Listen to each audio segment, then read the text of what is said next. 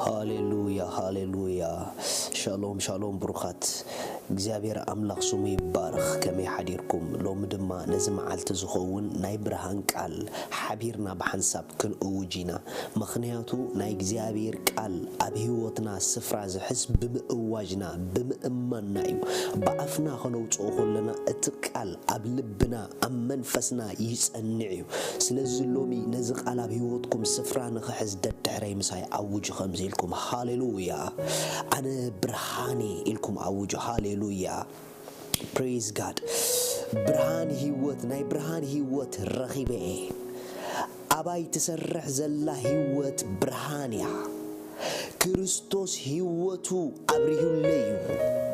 በብርሃኑ ብርሃን ረኺበ ኣብ ጸልማት ፈጺመ አይማላለስኒ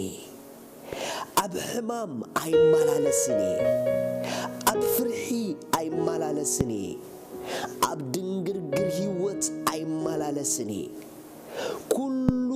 በብርሃን ይቅላዕ ኩሉ በብርሃን ይግለጽ ኩሉ ነዓይ ግሉጽ ኩሉ ነዓይ ግሉጽ ጽሑፍ ብርሃን ኣብ ጸልማት የብርህ ጸልማት ግና አይሐዞን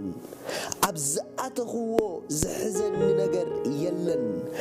ኣብዝኣተኽዎ ዝተሓዝ ህይወት የብለይን ኣብዝጀመርክዎ ዝባላሾ ስራሕ የብለይን ምኽንያቱ ጸልማት ክሕዘኒ ኣይክእለንዩ ጽሑፍ ኣብ ከረንዘላ ከተማ ምኽዋላ ኣይከኣልንዩ ንህይወተይ ምኽዋል ምንም አይነት ዝከአሉ ኃይል የለን ንህይወተይ ምኽዋል ዝከአሉ ኃይል የለን ንዓወተይ ምሽፋን ዝከአሉ ኃይል የለን ንብልጽግናይ ምሽፋን በኢየሱስ ክርስቶስ ስም አይከአልንዩ ኩሉ ጊዜ ኣብ ልዕል ዝበለኤ ዝነብር ኩሉ ጊዜ ኣብ ልዕል ዝበለኤ ዝነብር ጽሑፍ